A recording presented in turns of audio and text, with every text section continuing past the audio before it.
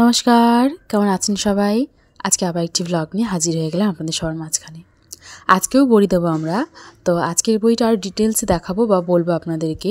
তো এই ডালটা ভিজিয়েছিলেছি, এটা কড়াইয়ের ডাল বা বিউলির ডাল, যে কোনো ডাল বলতেই পারেন। তো এই ডালটা দোকান থেকে কিনে নিয়েছিল। এটা হচ্ছে 1 কিলো ডালের বড়ি দেবো আজকে। আগের দিন দিয়েছিলাম 2 কিলো ডালের, আজকে দেবো হচ্ছে 1 কিলো ডালের। তো ডালটা এখানে আগের দিন দুপুরবেলা ভিজিয়েছিল, তো রাত্রে পিষে রাখা হয়নি, তো তার জন্য আজকে সকালবেলা ডালটা পিষে রাখা হচ্ছে। আর আগের দিন শিলনোড়ায় পিষেছিলাম ডালটাকে। তো তার পরের দিনকেই দেখি, যেদিনকে মিক্সিটা খারাপ হয়ে গেছে, পরের দিনকে এই মিক্সিটা ঠিক করে নিয়েছে আমার শ্বশুর। তো ভালোই হলো, কাজটার সুবিধা হয়ে গেল। আগের দিনকে জেঠিমাকে ডাল বেটে দিয়েছিলাম, আমার জেঠি শাশুড়িকে, আর আজকে আমরা ডাল বাটছি। ডালটা ভিজিয়ে রেখেছিলাম বলে খুব ভালো পেস্ট হচ্ছে ডালটা, আর খুব তাড়াতাড়ি বাটা হয়ে যাচ্ছে। কিন্তু ডাল যত ভিজবে তত নরম হয়ে যাবে, আর ডালটা কিন্তু বাটার পর এরকম সাদা মনে হবে একদম। মিক্সি যদি বাটেন আপনারা তাহলে কিন্তু একদম সাদা মনে হবে। আর জল একদম না দেওয়ার মতন জল দেবেন। ওই বড় চামচের 2 চামচ দেবেন, এই চামচে যদি দেন তাহলে এই যে বড় চামচটা 2 চামচ জল দেবেন বা 1 চামচ জল দেবেন, দিয়ে জাস্ট মিক্সি যে ব্লেডটা সেটা ঘোরার মতন জল দিলেই কিন্তু হবে। আর এখানে কিন্তু আমি এটা বেটেছি একদম মিহি করে, আর একটুখানি তুলে রেখে দিয়েছি। এটা বানাবো হচ্ছে সরু চাকলি, যেটা হচ্ছে আমার ফেভারিট পিঠে, সেটা বানাবো এই ডালটা দিয়ে। আর ওদিকে মা কুমড়ো কুড়ে রেখে দিয়েছে, এটা চাল কুমড়ো। শুধু যে চাল কুমড়োর বড়ি হয় তেমনটা কিন্তু না, মানকচুর বড়ি হয়, ধনেপাতা কাঁচা লঙ্কার বড়ি হয়, পোস্তর বড়ি হয়, মশলা বড়ি হয়, সব কিছু হয়।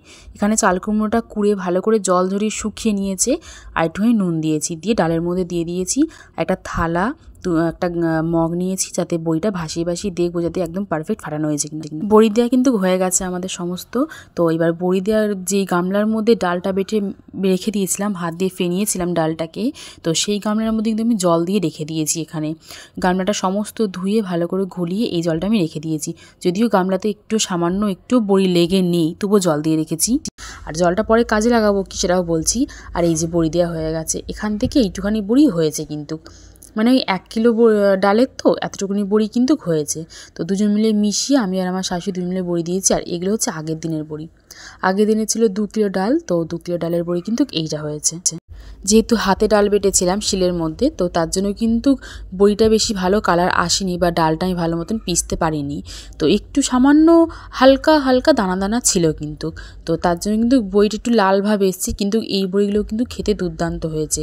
মা তরকারিতে দিয়েছিল, আমার শাশুড়ি 2 দিন ধরে তরকারি করছে এই বড়িগুলো দিয়ে, ভীষণ সুন্দর টেস্ট এসছে কিন্তু। মেন কথা হচ্ছে যত ভালো ডাল বাটা হবে আর ফেনানো হবে ডালটা, সাদা হাওয়ার একদম শোলার মতন হয়ে যাবে কিন্তু ডাল ফেনানোর পর। তখন কিন্তু জলে দিয়ে দেখবেন, যদি আপনারা বুঝতে না পারেন ডাল ফেনানো হয়ে গেছে কিনা, তখন কিন্তু জলে দিয়ে দেখবেন যে ডালটা ভাসছে কিনা। তারপরে সেই অনুযায়ী বড়িগুলো কাটলে কিন্তু হয়ে যাবে। আচ্ছা, বড়ি কাটতে আপনারা সবার পারে তো নাকি? আমার পরে কোনো ভিডিওতে দেখাবো আমি বড়ি কাটতে হয় কীরকম করে। যাই হোক, সেই প্রসঙ্গে পরে আসছি। আর এই যে জলটা আমি দিয়ে রেখেছিলাম গামলাতে, বড়ি দেওয়ার পর ওই বড়ির গামলার মধ্যে এই জলটা দিয়ে ভালো করে ধুয়ে রেখে দিয়েছিলাম গামলাটা। বড়ি ডালের যত ডালটা রয়েছে সেই ডালটা কিন্তু এই জলেতে মিশে গেছে। আর এই জলটা দিচ্ছি আমি গাছের গোড়াতে, ভীষণ উপকার দেবে কিন্তু এই জলটা। ওই যে কড়াইয়ের ডালের যে জলটা, সেই জলটা বা আপনারা তো জানেনই চাল ধোয়া ডাল ধোয়া জল কত কাজে লাগে গাছের জন্য। তো আমি কিন্তু সেই জলটাই গামলা ধুয়ে ভালো করে প্রত্যেকটা ফুল গাছে সুন্দর করে দিয়ে দিলাম। আমার গাছগুলো একটুখানি প্রোটিন পাবে, আমার জলটা নষ্টও হবে না, কিছুই হবে না, সব দিকে উপকার হলো। জলটা তো ফেলে দিতে হতো না, তার থেকে ভালো গাছ রুয়ে দিয়ে দিই আমি। আর পিটুনিয়া গাছটা দেখুন, পিটুনিয়া গাছে কিন্তু আমি একবার সার দিয়েছিলাম, তারপর আর কিচ্ছু দিইনি।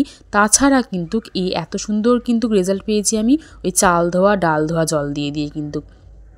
গোলাপ ফুল গাছটাতেও কুড়ি এসছে। আমি একটা বাজে স্বপ্ন দেখেছি যে আমার নাকি গোলাপ ফুলের গাছটা কুড়ি ভেঙে গেছে, জানেন তো।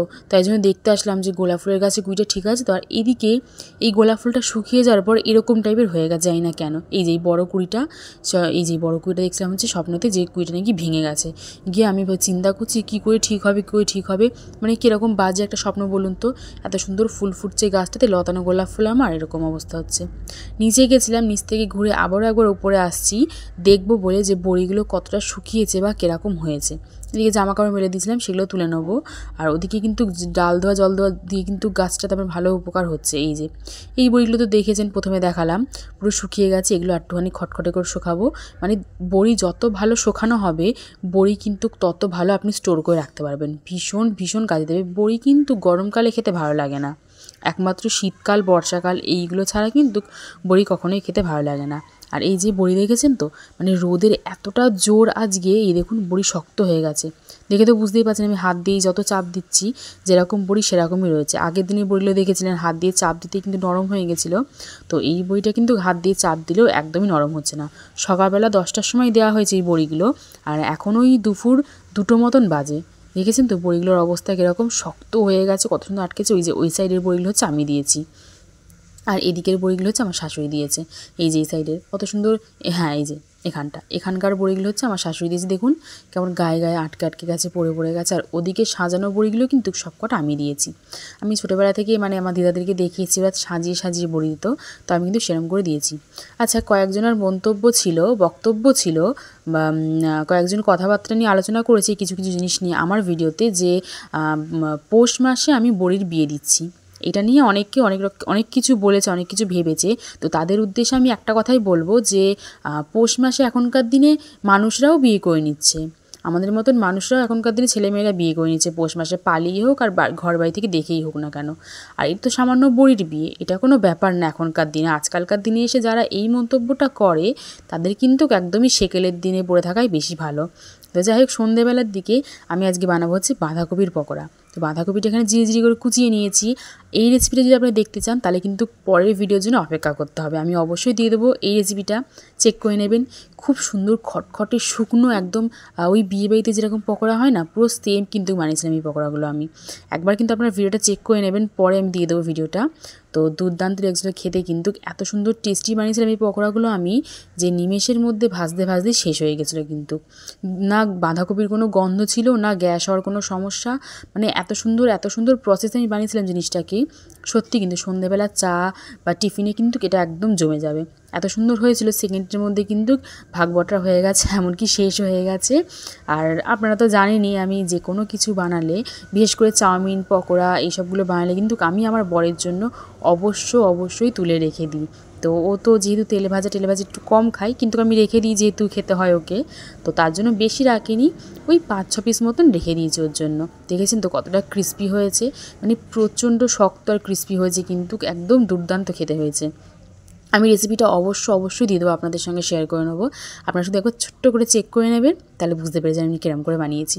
এটা রেখে দিই ওর জন্য তুলে, কারণ ও বাড়ি আসবে সেই 9টা-10টার দিকে, 10টা সাড়ে 10টা কিংবা 11টা বেজে যাবে আস্তে আস্তে। তো এটা তুলে রেখে দিয়েছি, চাটা প্রায় খাওয়া হয়ে গেছে। এবারে বানাবো হচ্ছে সরু চাকলিটা কিন্তু আমি স্পেশালি খেতে খুব ভালোবাসি। আপনারা দেখেছেন বা শুনেছেন আগের কোনো ভিডিওতেও যে আমি কতটা পরিমাণে ভালোবাসি। দাঁড়ান, আপনারা একটু ওয়েট করুন, আমি এই বাসনকোসনগুলো সব মেজে নিই, এই বাসনটা গুছিয়ে নিই, সব গুছিয়ে গাছিয়ে নিয়ে তারপর সরু চাকলি শুরু করব। ওদিকে বাসনকোসন গুছিয়ে এদিকে সরু চাকলি বানাতে শুরু করে দিয়েছি। অনেকে ডালের পিঠে বলে, সরু চাকলি বলে, রুটি পিঠে বলে, যে যেমন পারে সে কিন্তু তেমনই বলে। আমি সাধারণত সরু চাকলি বানাই হচ্ছে চাল আর ডালের মিক্সচারে। আমার এখানে শ্বশুরবাড়িতে অনেকে এই সরু চাকলিটা বানায় চাল, ডাল, ময়দা এইসব দিয়ে, আটা, মানে এইসব মিক্স করে কিন্তু সাধারণত বানায় পিঠেটা, কিন্তু আমি এরকম করেই বানাই। এই যে দেখেছেন তো কী সুন্দর লাগছে দেখতে।